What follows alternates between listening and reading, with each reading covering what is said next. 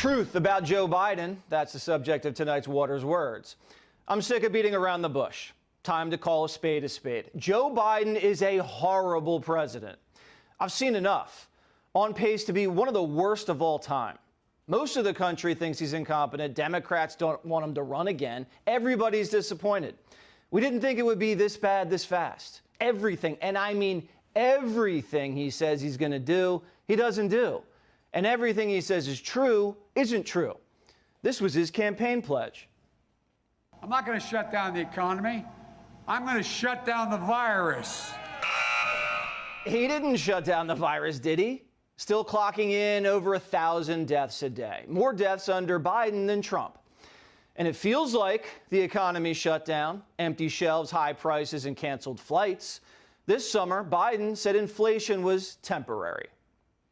Most of the price increases we've seen were expected and are expected to be temporary.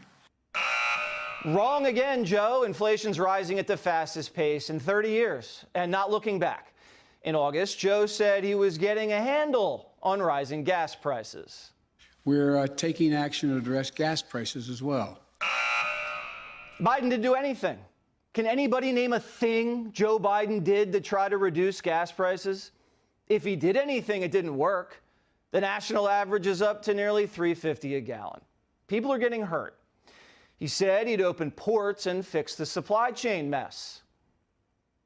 This is across-the-board commitment to going to 24/7.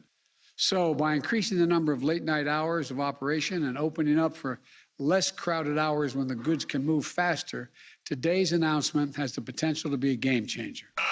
Nothing changed. Everything's still jammed up. Cargo ships from Asia still floating. Not enough truckers, lots of shortages, prices are rising. Vax mandates aren't helping. The vaccine Biden promised wouldn't be mandatory. No, I don't think it should be mandatory. I wouldn't demand to be mandatory. Why should we believe anything he says at this point? Joe said he wasn't going to leave any Americans behind in Afghanistan, remember? And if there's American citizens left, we're going to stay till we get them all out. Wrong. Hundreds of Americans stranded there, stranded in a foreign land on Veterans Day. But Biden brings millions of foreign nationals into our homeland. The steady stream of illegals flooding in after he was inaugurated. He says this happens every year.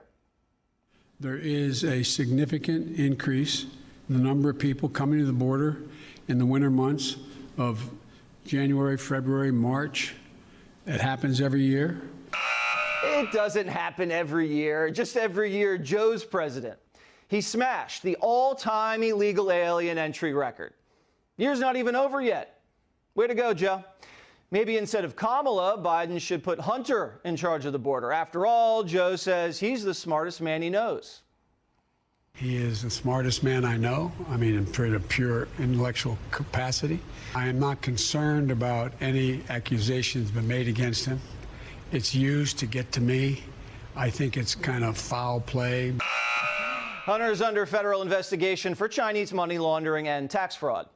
And while under investigation for money laundering, it looks like Hunter Biden, the artist, is laundering money by selling his own paintings to anonymous buyers. Hunter's paintings priced higher than signed Picasso's. Right.